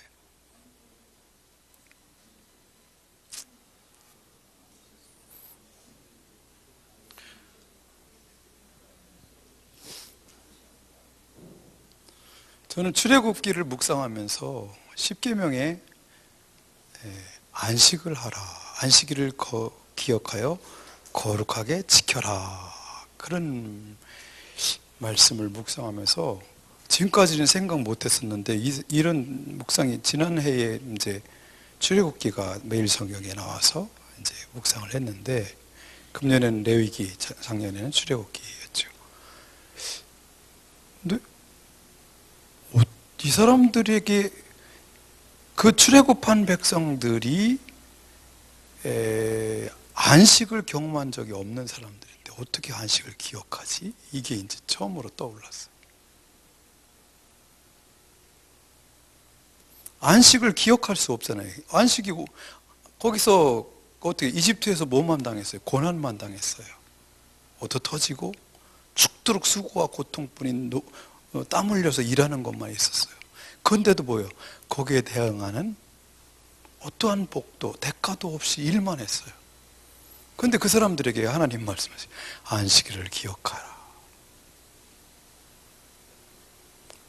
그것도 거룩하게 지켜라. 안식일의 그 거룩한 상태를 킵해라. 유지시켜라. 그래요. 오? 말이 안 돼요. 여러분 어떻게 생각하세요? 안식일을 본 적이 있어야 기억할 거고 안식의 상태를 경험해 봤어야 그것을 어떻게 해요? 키핑할 거 아니에요. 유지시켜 나갈 거 아니에요. 그건 말도 안 되는 명령을 하나님이 하셨더라고요. 뭐야? 우리를 놀리시는 거예요 지금? 안식을 한 번도 경험하지 못했는데 어떻게 그것을 유지해 나가죠? 말이 안 되더라고요. 여러분 어떻게 생각하세요? 어떻게 해야 되는 거죠? 여러분 안식을 한 번도 경험해 보지 못한 사람이 안식 상태가 뭔지를 모르는 사람이 어떻게 안식을 누려요? 안식을 어떻게 유지시켜 나가고 그 온전한 상태, 거룩의 상태, 복된 상태가 어떤지 한 번도 본 적이 없는데 어떻게 그걸 유지시켜 나가고 누릴 수가 있는 것이죠? 어떻게 기억해내야 돼요? 어디서 그 안식을 기억해내야 되는가요?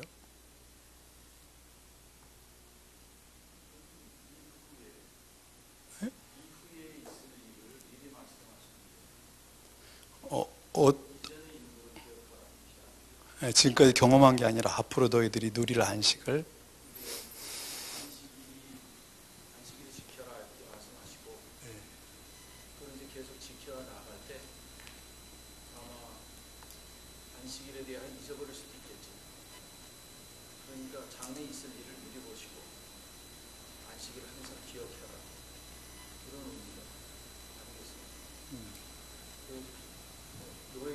노예 시대 때 안식일이 없었겠죠. 물론 그 휴식은 있었겠지만 하나님이 계속 음식기로는 주기 때문에 아마 외국 사람들도 어느 정도 휴식이 노예들에게도 휴식이 필요할 거라고 생각했을 거예요. 안식일이라고 하는 제도는 없었을 텐데. 그러니까 지금 제가 말하는 건 안식일이라는 날을 하루의 날을 말하는 게 아니라 안식의 상태를 말하는 거예요. 안식의 상태. 그러니까 예. 예. 그러니까 이제 제가 말하고 싶은 것은 그 안식이라는 상태가 첫사람 아담과 이브가 맛봤다고 저는 보거든요. 오늘 모든 것을 창조하고 그 사람들이 눈을 딱 떴을 때 경험했던 그날이 안식이죠. 그러니까 이거예요. 제가 왜 이렇게 어색한가 했더니 지금까지 제가 이 마이크를 이거 들고 한 적이 않고 헤드셋을 쓰고 하다가 이걸 들고 뭔가 이상하게 어색해요.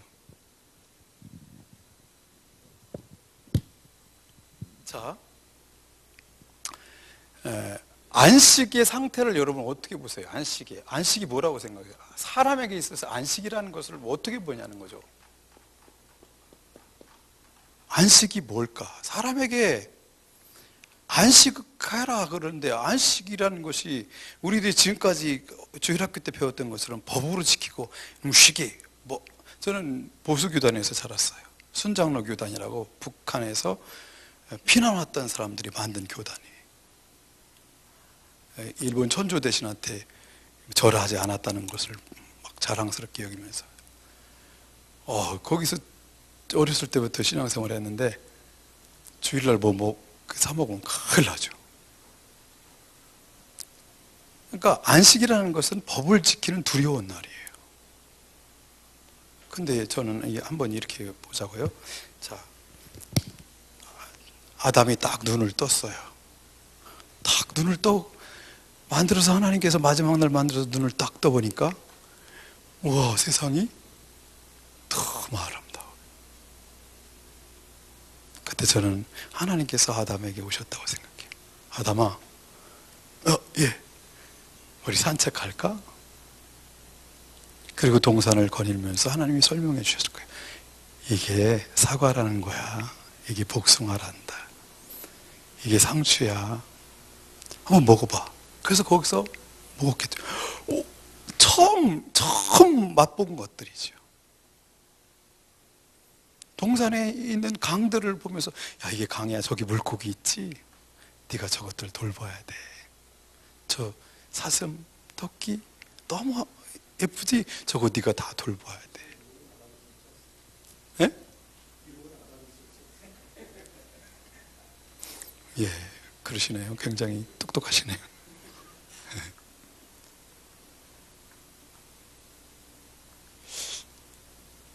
그렇죠.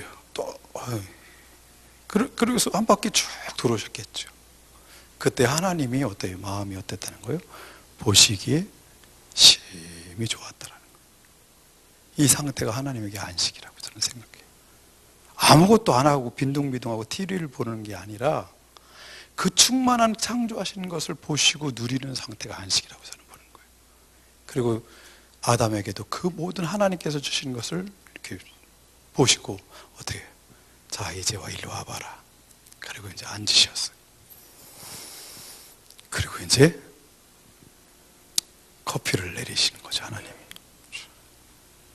아까 커피 드리니까들 안 드시더라고요. 최고 좋은 커피를 갖다가 가르시면서 핸드드립으로 쫙 내리시면 한번 마셔라. 둘이 이제 아담과 하나님이 커피를 마십니다. 이게 전부 네가 다스려야 될 것들이고 관리해야 돼. 이런 얘기를 하면서 그때의 그 상태, 그 하나님께서 처음 창조하셔서 복된 상태, 거룩한 상태, 흠이 없는 상태, 온전한 상태, 이 상태를 이제 다음 거에서 배우지만 하나님과의 관계도 좋았고 이브와의 관계도 좋았고, 그리고 정글이 아닌 황무지가 아닌 에덴 동산의 풍성함이 있는 그 상태, 그리고 모든 것을 누릴 수 있고 그것을 관리할 수 있는 어떤 충만함이 있는 그 상태를 안식이라고 저는 봅니다. 안식. 박영선 목사님이 안식일에 대해서 이 책을 쓰면서 그런 얘기를 하죠.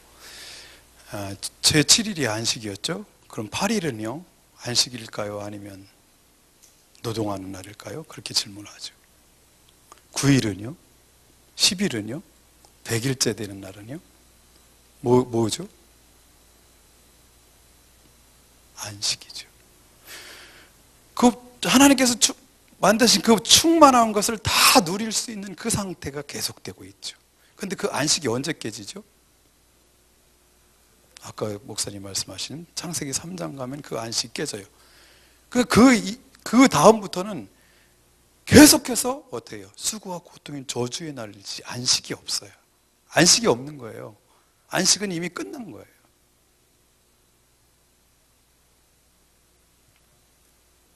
그러다가 어떻게 하죠? 안식이 어떻게 옵니까? 안식이? 하나님께서 이스라엘 백성들에게 안식일을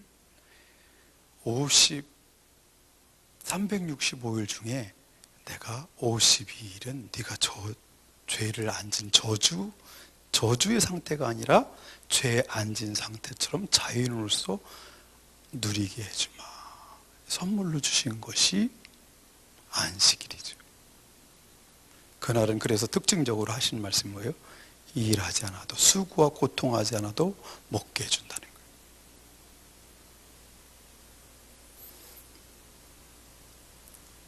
근데 이게 믿음이 없으면 이 안식을 누릴 수가 없어요. 지킬 수가 없죠. 그러니까 이스라엘 백성들이 기억하고 있는 이 안식은 뭐예요? 한 번도 본 적도 없어요. 그럼 언제? 태초에 하나님께서 처음 창조하셨던 그 상태가 되도록 하라는 거예요.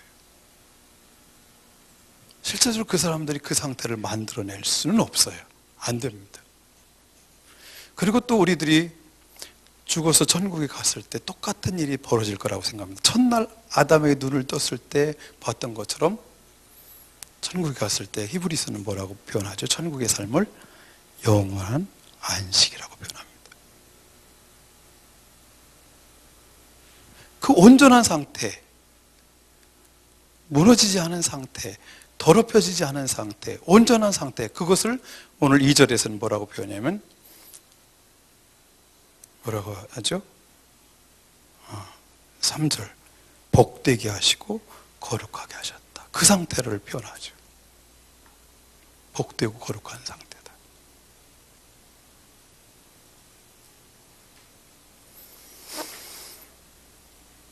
이제 여기서는 여기까지만 이렇게 하고 이제 2과에서 마지막 그림이 나와요. 거기에 그 상태를 샬롬이라고도 해석하기도 하고 안식이라도 볼 수 있을 것입니다. 그러니까 하나님께서 우리에게 주시고 싶은 것이 안식일을 거룩하게 지키라는 것, 그 상태를 다시 젖과 꿀이 흐른 땅에 들어가서 회복시켜 주시겠다는 약속이죠. 이스라엘 백성들이 안식일을 만들어낼 수 없어요. 무너진 에덴을 그들의 손으로 다시 정글로 된 것을 동산으로 만들어낼 힘이 그들에게 없어요. 다시 뭐가 돼야 되면 하나님의 파워로 바라크의 복이 임할 때 그것이 회복되는 것이지 그들의 힘으로 안식일을 만들어낼 수가 없습니다. 안 됩니다. 결국 하나님이 하실 일입니다.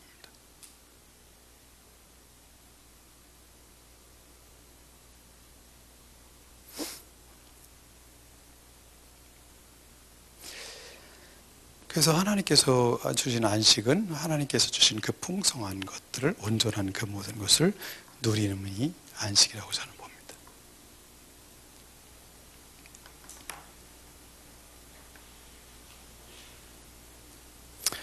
자, 두 번째, 당신에게 삶은 안식입니까? 수고와 고통입니까? 여러분 어떠시죠? 목사님들이니까 안식이시죠? 사모님들이. 제일 안식을 누리지 못하는 분이 그러네. 요즘 고통과 수고 속에서 살아가시고 계신.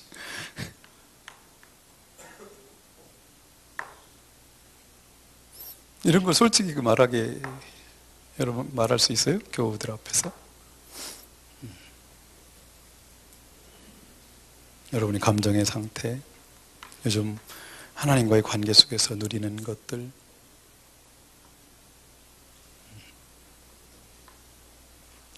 이웃과의 관계 속에서 누리는 것들이 안식인지 아니면 어떤 동산이 무너져서 오는 어떤 경제적인 고통, 이런 것에서 얼마나 안식이 하나님께서 주시는 것에서 얼마나 멀어져 있는지, 그건 결국 가장 우리들이 다 알고 있다시 결국은 하나님과의 관계입니다.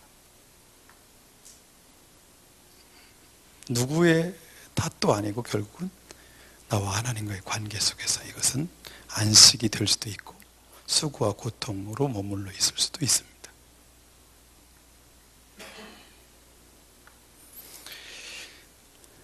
자, 8번을 하죠. 8번 같이요. 시작. 오늘 창세기 1장에서 만나는 하나님은 어떤 분입니까? 한번 써보시죠.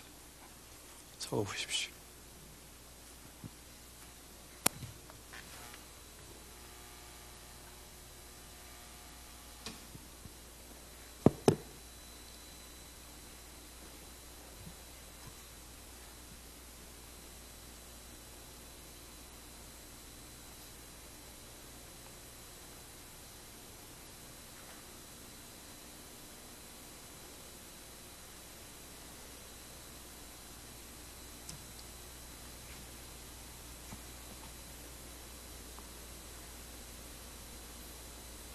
노회장을 내려놓으셔서 안 시키신 거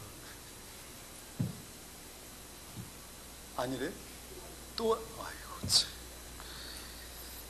왜 노회장을 또 하십니까?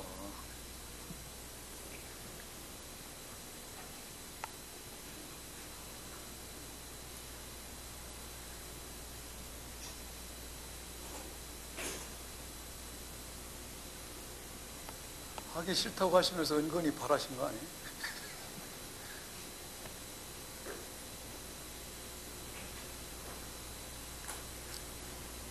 어떤 하나님입니까? 오늘 창세기 1장에서 만난 하나님 어떤 분이죠? 예? 아, 지정의가 있으신 분. 예. 다른 분도 말씀해 주실래요?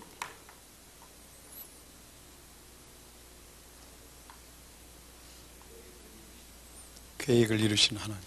예. 계획 속에 나를 두신 하나님. 아, 좋네요. 관계를 맺고 싶어 하신 하나님. 네. 참 좋네요. 목사님 교회에 놀러 가야 되겠어요. 거기 동네가 시골이라며요. 아까, 언제 내가 해남을 가지? 그 생각만 했네요. 뒤에서 들으면서. 가면 잘 방이 있습니까? 해남에 갈 데가 생겼네. 그 텐트 치면 됩니까?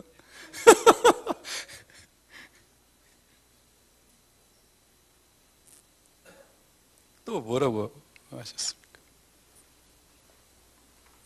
이렇게 뭐 여러 가지 할 수 있죠. 한번 제가 쓴 거 그냥 읽어드릴 테니까. 태초전에 계신 분, 존재의 근원, 생명의 근원, 복의 근원. 그분부터 시작했으니까 존재의 근원이고, 그분으로부터 생명이 시작됐으니까 생명의 근원이시고, 그분으로부터 복이 오니까 복의 근원이시죠. 계획하시고 일하시고 완성해 가시는 분, 능력이 많으신 분, 지혜로우신 분. 그분의 창조물을 보면 아름답죠. 아름다우신 분. 사람을 지으신 분, 말씀하시는 분, 원하시는 것을 원하시는 것을 존재케 하시는 분, 안식하시는 분, 안식을 주시는 분, 창조주, 주인 되시는 분.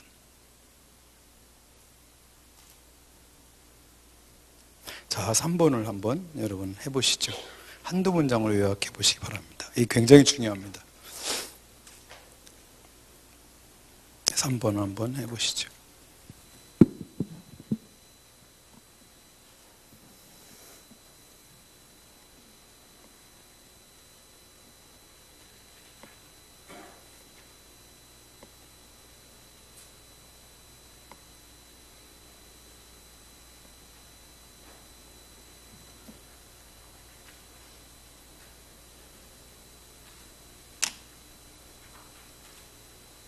쓰셨으면 옆 사람하고 한번 나눠보시죠.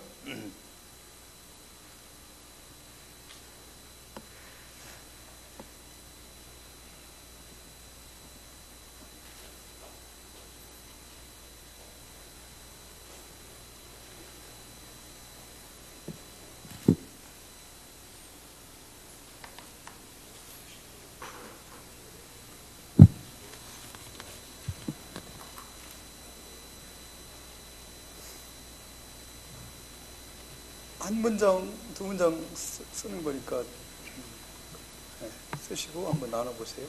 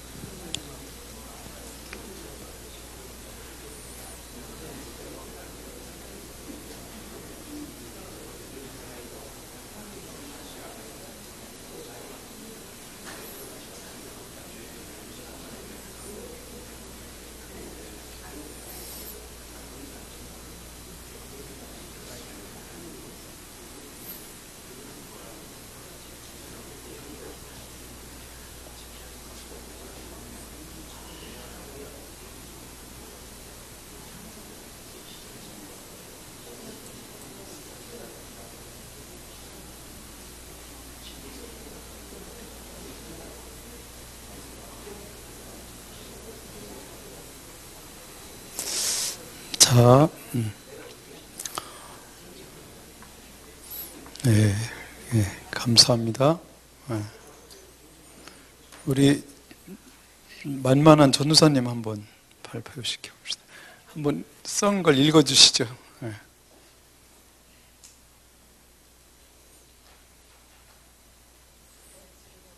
네. 뒤로 가도 다 보여요.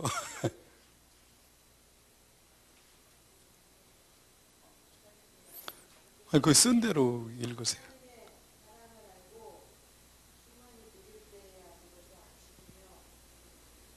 네, 좋습니다.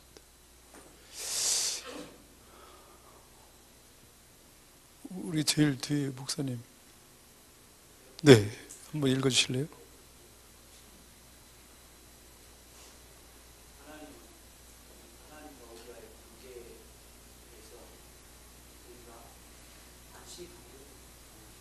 네, 아주 좋네요. 네. 우리 대구 빵 사오신 목사님.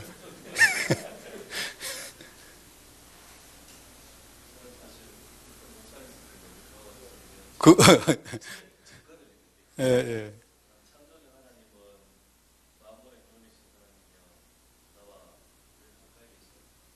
네, 아주 좋네요. 자, 근데 제가 쓴 걸 한번 읽어드리겠습니다. 한번 써보시죠. 천지와 만물은 우연히 스스로 존재하지 않았다. 천지와 만물은 우연히 스스로 존재하지 않았다. 하나님께서 태초에 창조하셨다.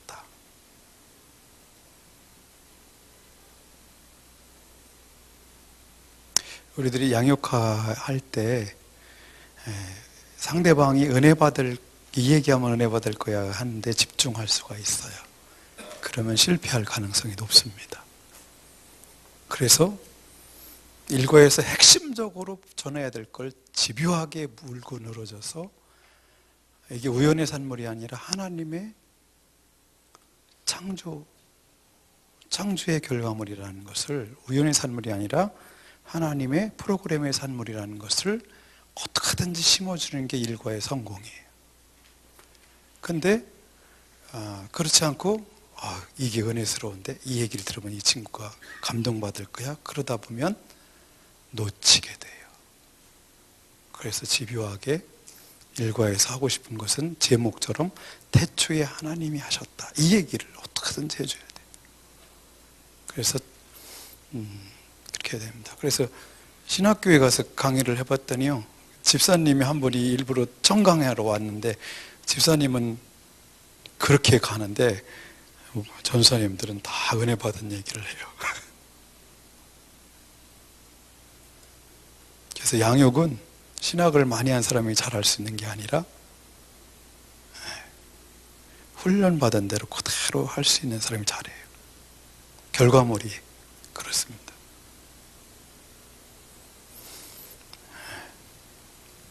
그래서 우리 목사님 아까 인사하셨나요?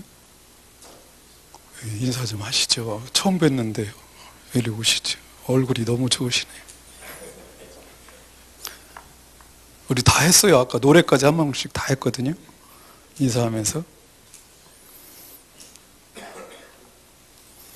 일리 올라오세요, 목사님. 일리 올라오세요, 목사님.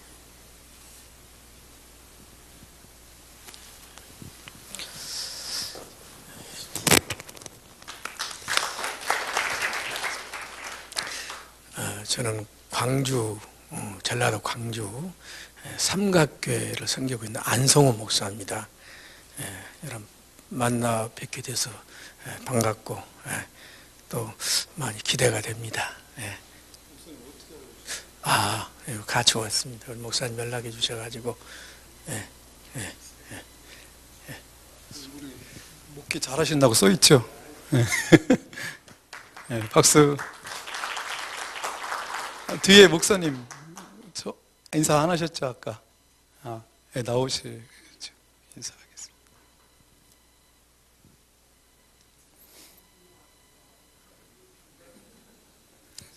이리 올라오세요.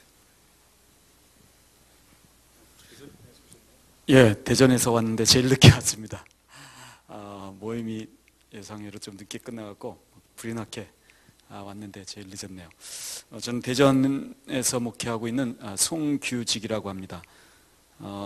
개척을 했는데 이 개척을 하다 보니까 이게 좀 그림이 이렇게 설계도가 이렇게 잘 그려져야 되는데 그러지 않고 무턱대고 한 것 같아요. 근데 그 중에 하나가 바로 이 1:1 이 양육인 것 같고, 그래서 좀 굉장히 배우고 싶었는데, 금요일 날 이렇게 또 이거를 배울 수 있는 그런 기회가 있어갖고 여기를 소개받았었습니다. 그래서 주저하지 않고 이렇게 시간을 내서 왔는데 조금 늦었지만은 아무튼 열심히 해보도록 하겠습니다.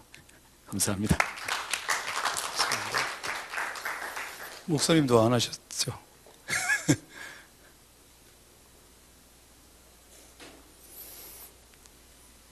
광주에서 3분이 오셨네요. 예, 반갑습니다. 상무 양림교회 김공신 목사입니다. 그 강주의 김필환 목사님이 소개해서 아주 침이 마르도록 좋다고 그래서 제가 한번 진이 한번 가보고 또 세가족 교재를 좀 이렇게 제가 만들어 보기도 하고 좀 이렇게 다른 거 사용해 봤는데 아주 좋다고 그래서 기대를 하고 왔습니다. 예, 감사합니다. 감사합니다. 결과도 좋았으면 좋겠습니다. 한 15분 전에 끝내려고 그랬는데 5분 전이네요. 여기 마치겠습니다. 네.